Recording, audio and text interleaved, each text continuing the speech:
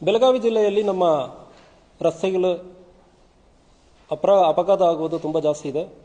ಪ್ರತಿ ವರ್ಷವೂ ಸುಮಾರು 800 ಜನ ಈ ರಸ್ತೆ ಅಪಘಾತದಲ್ಲಿ ತೀರಿ ಹೋಗ್ತಾ ಇದ್ದಾರೆ.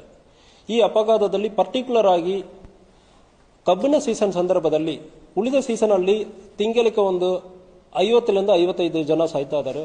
ಈ ಕಬ್ಬಿನ ಸೀಸನ್ ಶುರುವಾದ ಮೇಲೆ October, November, December, Jan, February ಈ 5 ತಿಂಗಳ ಸಂದರ್ಭದಲ್ಲಿ 70ರಿಂದ 80 ಜನ ಪ್ರತಿ ದಿವಸನೂ ಒಬ್ಬರೇ ಇಲ್ಲ ಇಬ್ಬರು ಈ ಕಬ್ಬಿನ ಗಾಡಿಯಲ್ಲಿ ಟ್ರೈಲರಲ್ಲಿ ಒಂದು ಒಡೆದು ಸತ್ತೋಗ್ತಾ ಇದ್ದಾರೆ. ಇಲ್ಲ ಟ್ರೈಲರ್ ಅವರು ಸ್ವಲ್ಪ ಸರಿಯಾಗಿ ಓಡಿಸೋದ ಕಾರಣ ಡೆತ್ ಆಗ್ತಾ ಇದ್ದಾರೆ.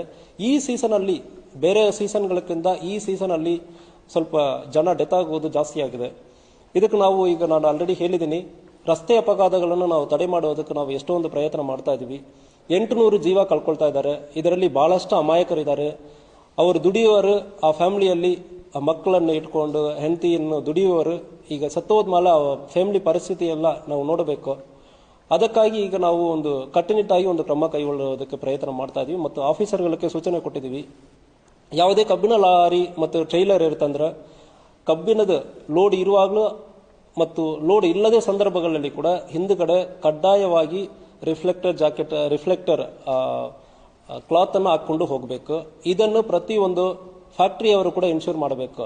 ಅವರವರ ಫ್ಯಾಕ್ಟರಿಗೆ ಬರುವ ಪ್ರತಿಯೊಂದು ಕಬ್ಬಿನ ಟ್ರ್ಯಾಕ್ಟರ್, ಲಾರಿ ಯಾವುದು ಬರುತ್ತೆ ಅಂದ್ರೂ ಹಿಂದುಗಡೆ ಕಡ್ಡಾಯವಾಗಿ ವಿಸಿಬಲ್ ಆಗಿ ಕಾಣುವುದ ತರ ರಿಫ್ಲೆಕ್ಟರ್ ಕ್ಲಾತ್ ಅನ್ನು ಹಾಕಿಕೊಳ್ಳಬೇಕು.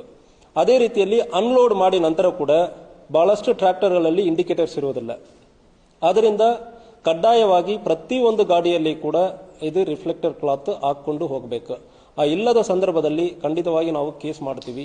ಜೊತೆಗೆ ಒಂದು ವೇಳೆ ಕುಡಿದು ಬಿಟ್ಟು ಗಾಡಿ ಓಡಿಸಿ ಯಾರು ಡೆತ್ ಆಗುವ ಸಂದರ್ಭದಲ್ಲಿ it will be consider as culpable homicide equal to murder. ಇದು ಎರಡಕ್ಕೂ ದೊಡ್ಡ ವ್ಯತ್ಯಾಸ ಏನಲ್ಲ, ಪನಿಷ್ಮೆಂಟ್ ಕೂಡ ತುಂಬಾ ಜಾಸ್ತಿ ಇರುತ್ತದೆ.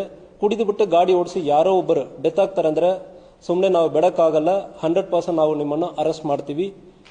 ಕಡ್ಡಾಯವಾಗಿ ಈಗ ಪ್ರತಿಯೊಂದು ರೋಡ್ ಆಕ್ಸಿಡೆಂಟ್, ಫ್ಯಾಟಲ್ ಇರಲಿ, ಡೆತ್ ಆಗೋದು ಇರಲಿ, ಇಲ್ಲ ಗಾಯಾಳು ಪಡೆಯುವವರು ಕೂಡ ಯಾವುದೇ ಆಗುತ್ತಂದ್ರೆ ಕೂಡ ಅಟೆಂಪ್ಟ್ ಟು ಮರ್ಡರ್ಗೆ ಈಕ್ವಲೆಂಟ್ ಆಗಿ attempt to culpable homicide section 110 of BNS ಆ ಸೆಕ್ಷನ್ ಅಲ್ಲಿ ನಾವು FIR ಅನ್ನು ಮಾಡ್ತೀವಿ.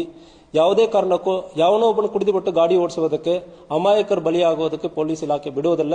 ಪ್ರತಿ ದಿವಸ ಇದು ಪರ್ಟಿಕ್ಯುಲರ್ಲಿ ನಾವು ನಮ್ಮ ಆಫೀಸರ್ಸ್ ಪ್ರತಿ ದಿವಸ 9 ಗಂಟೆ ಇವತ್ತು ಎಷ್ಟು ಅಪಘಾತ ಆಗಿದೆ, ಅದರಲ್ಲಿ ಎಷ್ಟು ಜನ ಕುಡಿದು ಓಡಿಸಿದಾರೋ ಅವರ ಮೇಲ್ಗಡೆ 110 ಕೆಳಗಡೆ FIR ಮಾಡಿ ಅರೆಸ್ಟ್ ಮಾಡೋಕ್ಕೆ ನಾನು ಪರ್ಸನಲಿ ಪರ್ಟಿಕ್ಯುಲರ್ ಆಗಿ ನಾನು ಫಾಲೋ ಅಪ್ ಮಾಡ್ತಾ ಇದ್ದೀನಿ.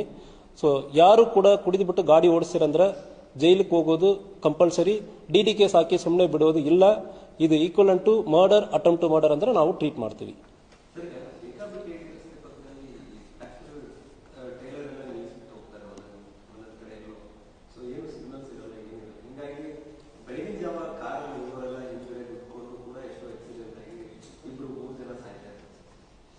ಸೊ ಇದಕ್ಕೆ ಈ ಸೀಸನ್ ಸ್ಟಾರ್ಟ್ ಆಗೋದಕ್ಕೆ ಮುಂಚೆನೂ ಕೂಡ ಹಾರ್ವೆಸ್ಟರ್ ಮತ್ತು ಟ್ರಾನ್ಸ್ಪೋರ್ಟರ್ ಆರ್ಗನೈಸೇಷನ್ ಅನ್ನು ಕರೆದು ಮಾತನಾಡಲಾಗಿದೆ.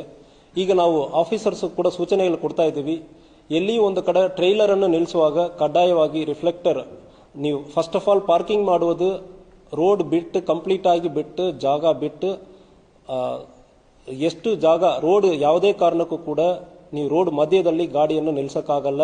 ಟ್ರ್ಯಾಕ್ಟರ್ ಅನ್ನು ಬಂದು ನಿಲ್ಲಿಸಬಾರದು. ನಿಲ್ಲಿಸ್ತೀರಂದ್ರೆ ಅಂತಹ ಕೇಸ್ ಆಗುವ ಸಂದರ್ಭದಲ್ಲಿ ಕಾನೂನು ರೀತಿಯಲ್ಲಿ ಕ್ರಮ ಕೈಗೊಳ್ಳುತ್ತೀವಿ.